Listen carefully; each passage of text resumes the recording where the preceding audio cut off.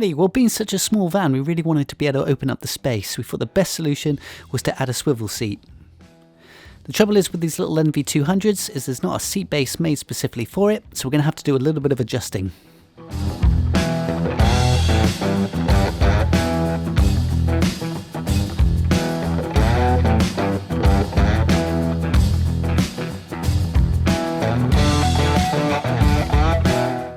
I can show you the swivel base in action, and you can see why we've cut this corner off the runners.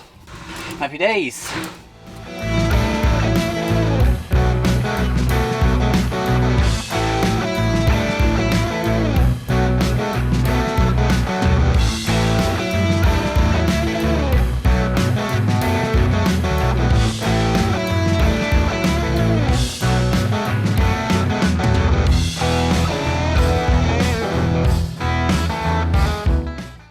Okay, so now that we've created some holes, we're going to pass some conduit through, and this is just going to protect our cabling. So what I'm going to do is just follow my design of where everything's going. I'm going to be running up switches around here. You know, we've got USB sockets heading around the other side. We've got inverters, etc. So it's just a case now of feeding all the cabling through the conduit, and then we'll hook it all up towards the end of the build.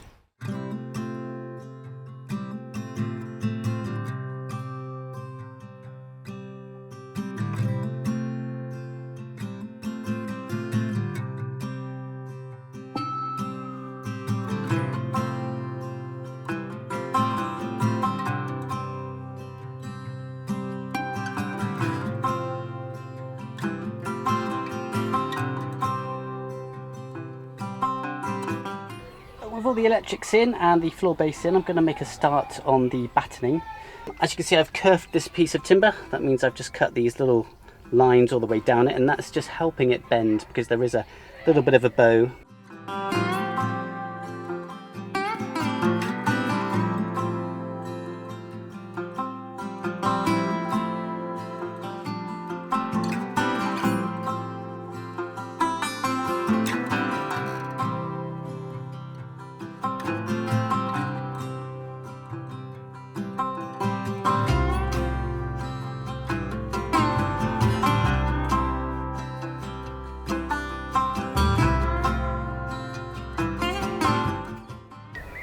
Did you say you're floored by it, Bethy? Pretty floored by it. And that's no oak, is it? This door arrived from the breakers. It was in pretty good nick. We're just repairing this little bit here. We've got the final window in at last. I'm going to now do a few of these panels here on each of the door. And instead of just guesstimating what the template is, we can repurpose these. So if you've got some of these, do keep them. So now all I've got to do is draw around that and follow it around the jigsaw.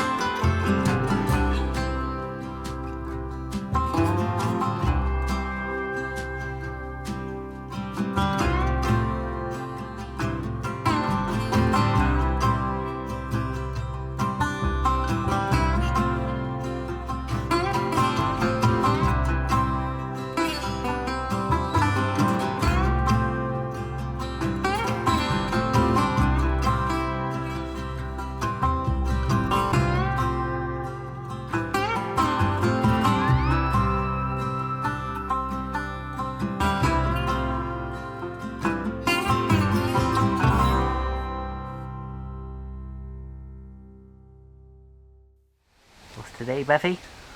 Peeling day. Peeling day. Can you see what it looks like? Yeah, go on then. I'm scared.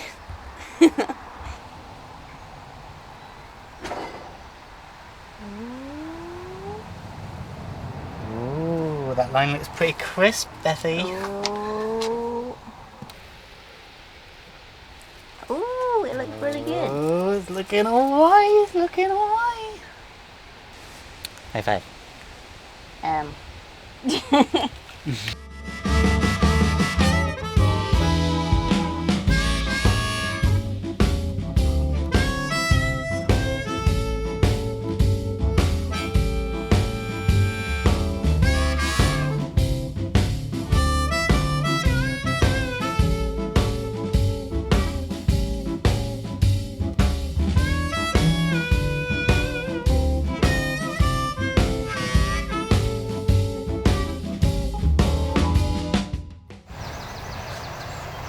Interesting technique you got there, Bethy.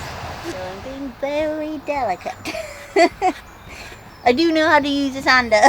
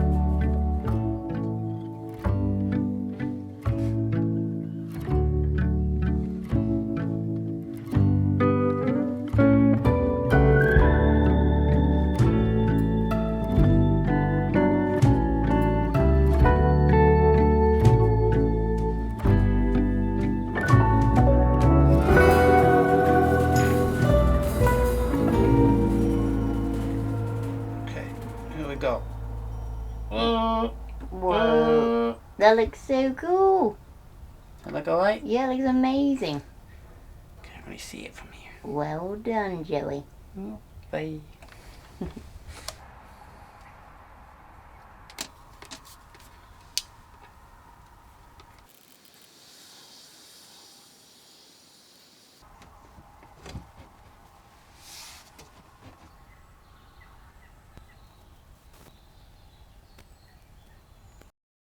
So, we're having a right laugh today, aren't we, Bethy? Oh, It's yeah. been pissing down with rain, but Bethy's keeping the spirits high. Today, we are working on the kitchen unit. The difficulty is trying to fit everything together. So we want a sink, we need some water storage for that, and the wastewater is going to exit out of the bottom. We've got a little bit of storage here, and then we've got a pull-out fridge, which is on its way. We've got this induction hob, which arrived. As well as a very small amount of storage for the plates and pots and pans. So it's a case of trying to fit this all in and then working on how this is all going to be divided up. Figure those little bits out and we'll get it all cut up and made.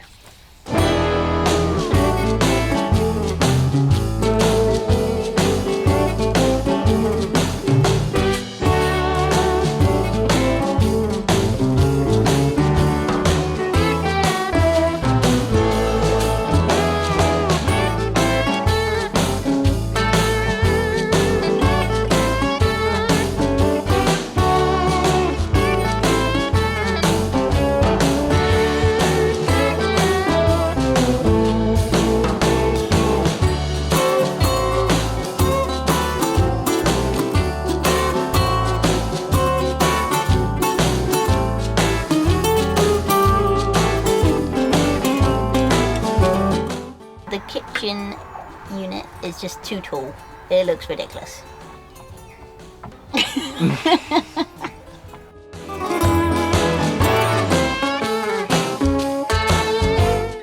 Height. Yeah, looks less ridiculous.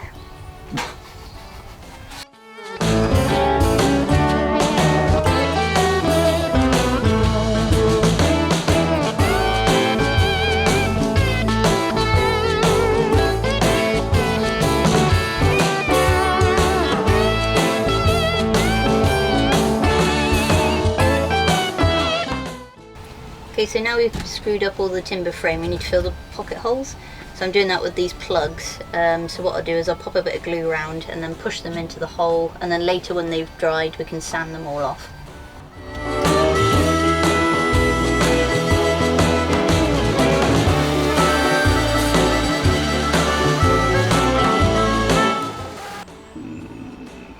Slight problem. Can't seem to find the cables. Let's try this. Oh, feel something. Oh Christ.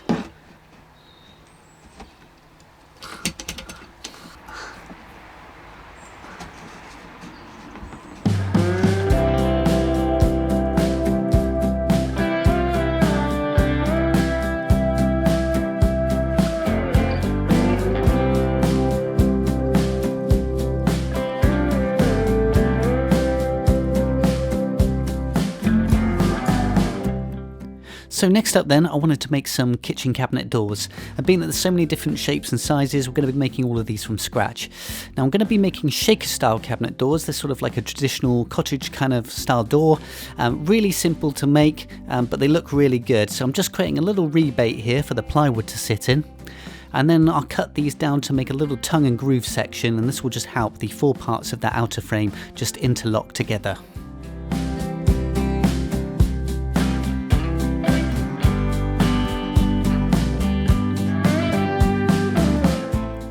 With those done, I just simply have to cut the plywood down to size and just glue it all together. Then I'll later attach all the hinges.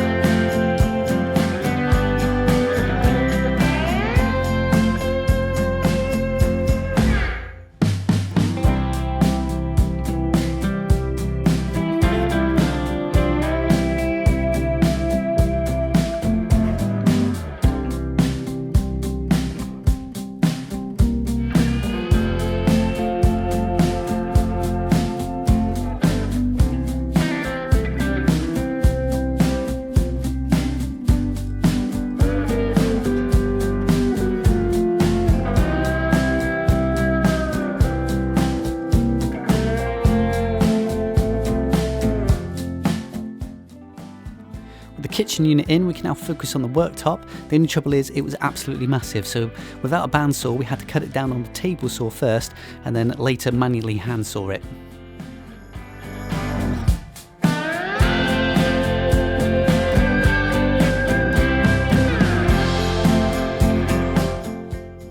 think I got 1 centimetre in. That's what she said!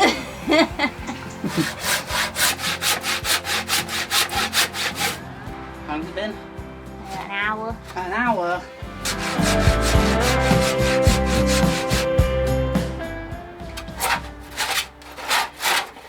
Yes! Julie! Oh. An hour. Well, you got one more to go. Oh.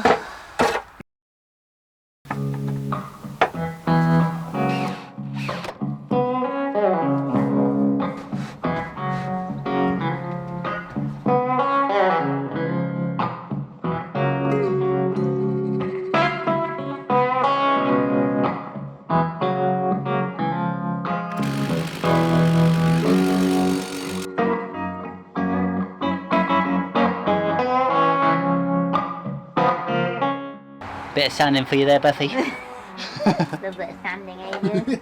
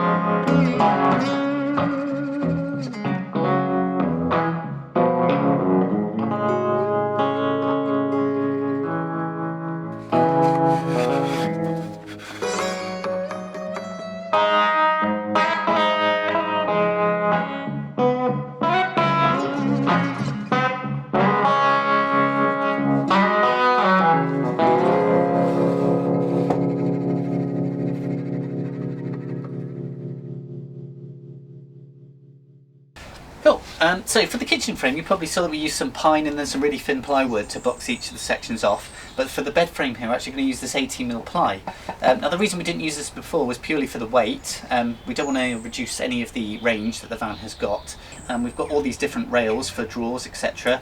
And they need a lot of sort of structural points to be attached to. So it was a lot easier in this instance to use this 18mm plywood instead. Fortunately, it's not that tall, so hopefully it won't add too much weight and not affect the range too much.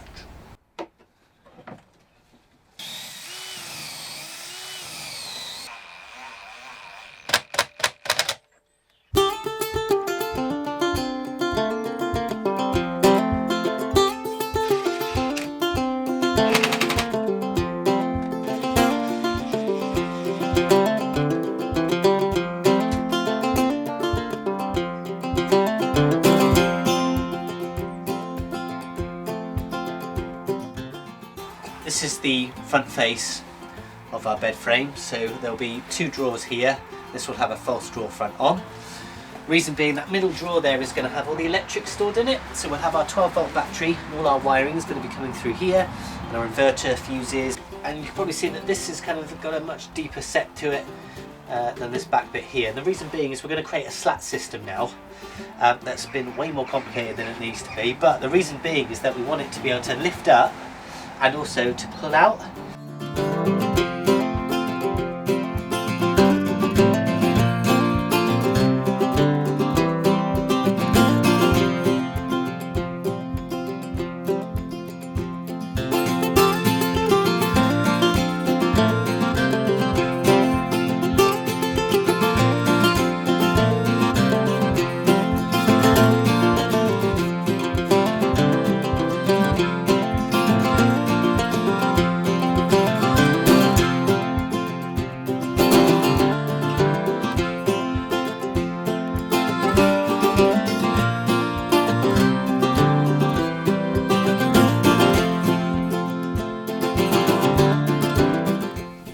Good, Bethy? Last coat. Last coat? That's honey. Because I'm just about to make a start on the cushions. With my assistant Louis here.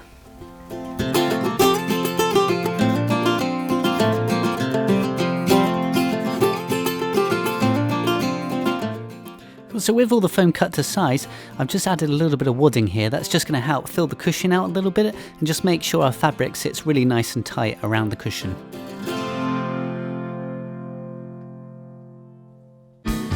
So I can now move on to the cushion covers, and I'm just applying some basting tape here onto a zip just to hold it in place while I run it through the sewing machine.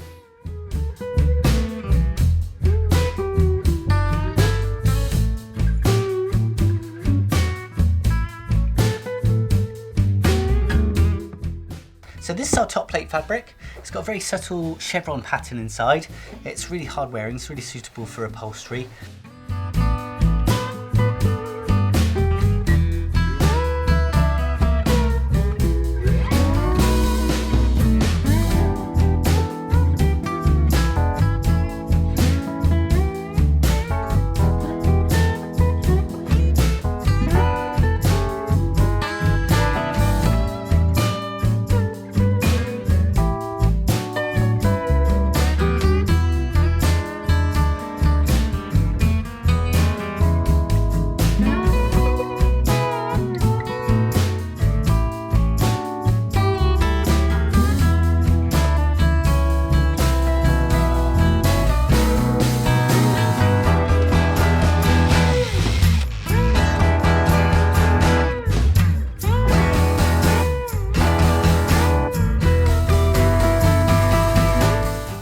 So we're getting there with the upholstery. We just need some sort of blind or curtain installed. We've gone for blinds, and we found this really cool pine tree fabric to make it with. We're also going to add some insulation to these blinds. So not only will they black out the light, but they're also going to help it keep nice and warm in the cooler evenings.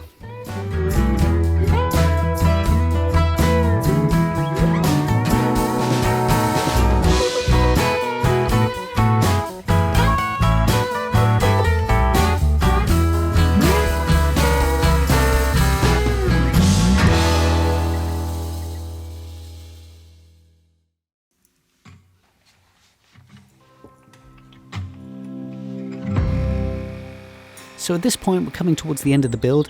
I just need to add a few finishing touches. So we're going to have a nice little overhead shelf here. I'm just going to try and show off a little bit of joinery, and we're going to use a technique called laminating to make a nice curved bracket to hold everything in place.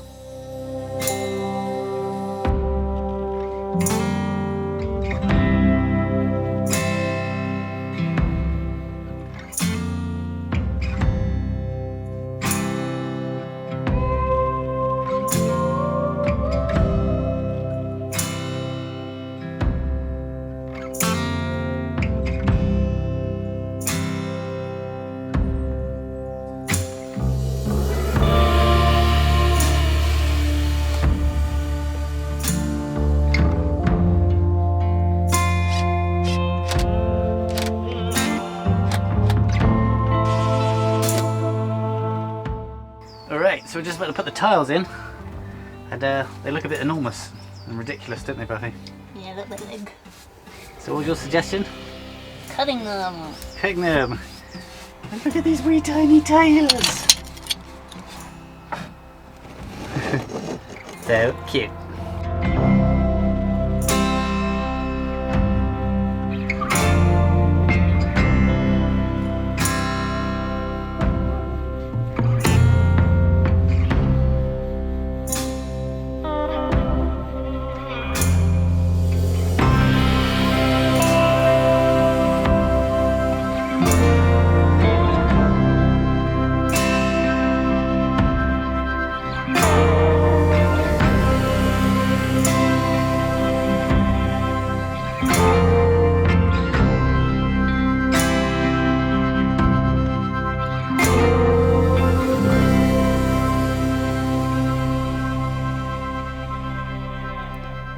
So it's always become tradition now to add a pull-up table with a hidden spice rack behind it. So we're going to be making this mountain-themed spice rack using these lovely bits of oak.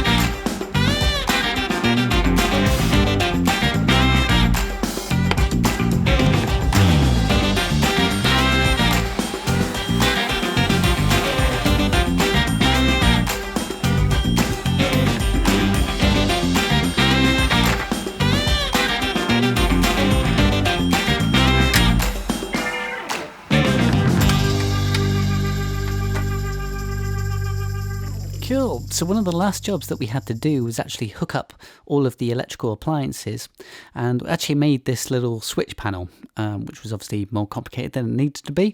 So to get this sort of curved profile, we actually built a former, which is one of these that you'll see shortly. And then we tried to actually steam bed the wood by putting in our little steam bending box here, just hitting it with loads of heat and steam, but it really failed really badly. As you can see, it looks like we just draped a piece of wood over the top of the former. So what we went for instead was a bit of flexible plywood, and you can see it's so much more malleable, and we just glued a couple of pieces together, clamped it into the former, and then we were able to pull it out the next day.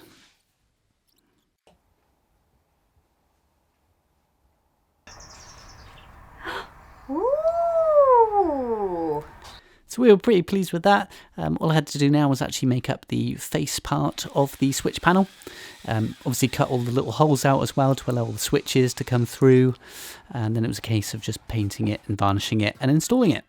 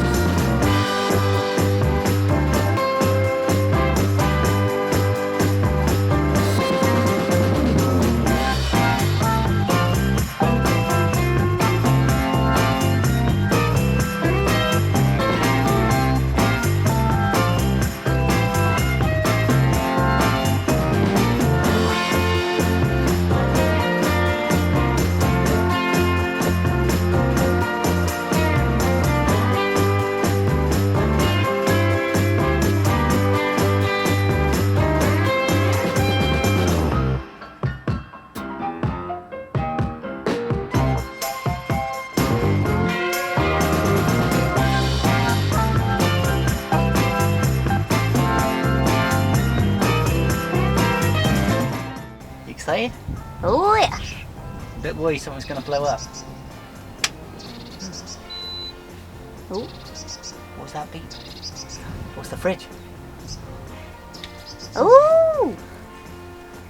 Wow.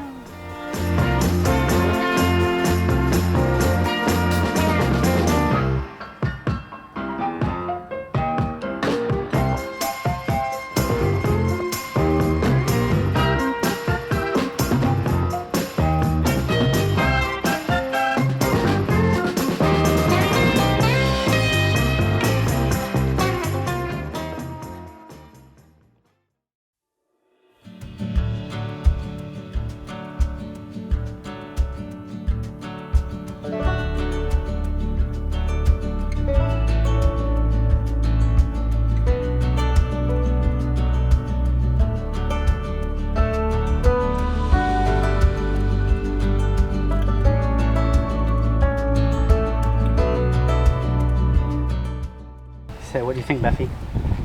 Yeah, it's better than what I thought it was going to be. 15 minutes ago, Beth asked me how much it would cost to get someone else to do this.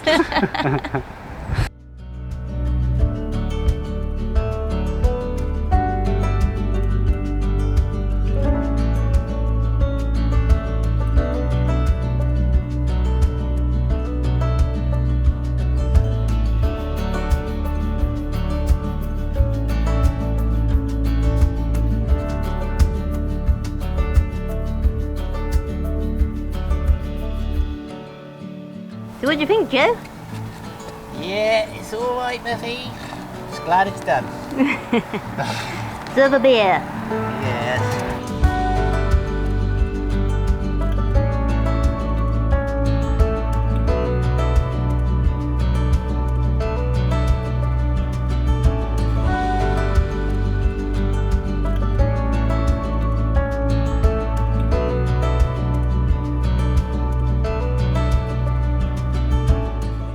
Well, thank you so much everyone for sticking with us and watching. I hope it's given you a little bit of insight into the process of building your own camper and given some of you a little bit of confidence to try it for yourselves. We love to hear about people's builds and where it's taken them on their travels, so do feel free to send us a message or drop us a comment under this video. And of course, if you have any questions about your own build, do feel free to let us know. I'd love to help and answer them. But for now, I'll leave a link in the description for the full tour. And happy travels. We hope to see you on another conversion soon.